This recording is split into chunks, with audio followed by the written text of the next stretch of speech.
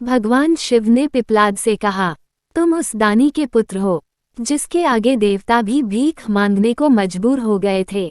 इतने बड़े दानी के पुत्र होकर भी तुम भिक्षुकों पर क्रोध करते हो। प्रिय दर्शकों, इस कथा को सुन रहे हैं तो पूरा सुने, क्योंकि इस कथा सुनने के बाद कभी क्रोध नहीं करेंगे। जो सबसे ज्यादा गुस्सा करते हैं इस कथा को अवश्य सुने। शिव कहते हैं कि गुस्सा करने से सब कुछ नष्ट हो जाएगा। क्रोध में आकर अपने को कष्ट पहुंचाओगे। महर्षि दाधिची के पुत्र का नाम था पिपलाद। चूंकि वह सिर्फ पीपल का फल ही खाया करते थे, इसलिए उन्हें पिपलाद के नाम से पुकारा जाता था। अपने पिता की तरह पिपलाद भी बहुत तेजवान और तपस्वी था। जब पिपलाद को ये पता चला कि देवताओं को अस्थि दान देने के कारण उनके पिता की मृत्यु हो गई तो उन्हें बहुत दुख हुआ। आग बबूला होकर उन्होंने देवताओं से बदला लेने का निश्चय किया।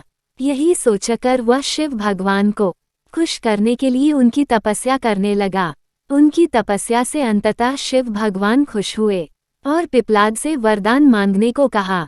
पिपलाद ने शिव से प्रार्थना की, हे आशुतोष, मुझे ऐसी शक्ति दो जिससे मैं देवताओं से अपने पिता की मृत्यु का बदला ले सकूं। भगवान शिव तथास्तु कहकर अंतर्ध्यान हो गए।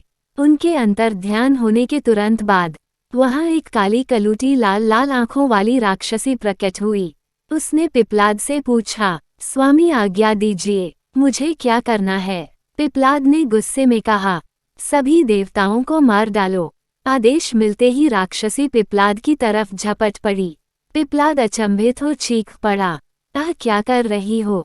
इस पर राक्षसी ने कहा, स्वामी अभी अभी आपने ही तो मुझे आदेश दिया है कि सभी देवताओं को मार डालो।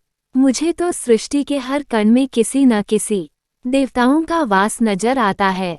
सच तो यह है कि आपके शरीर के हर अंग में भी कई देवता दिख रहे हैं मुझे, और इसीलिए मैंने सोचा कि क्यों न शुरुआत आपसे ही करूं। पिपलाद भयभीत हो उठे। उन्होंने फिर से शिव की तपस्या की। भगवान फिर प्रकट हुए। पिपलाद के भय को समझकर उन्होंने पिपलाद को समझाया, वत्स, गुस्से में आकर लिया गया हर निर्णय भविष्य में गलत ही साबित होता है। पिता की मृत्यु का बदला लेने की धुन में तुम ये भी भूल गए कि दुनिया के कण कण में भगवान का वास है। ये सुनते ही पिपलाद का क्रोध शांत हो गया और उन्होंने भगवान से क्षमा मांगी। इस तरह एक बार फिर देवत्व की रक्षा हुई। प्रिय दर्शकों, कथा अच्छी लगी हो तो लाइक और चैनल को सब्सक्राइब नहीं किए हैं तो चैनल को सब्सक्राइब करें। धन्यवाद।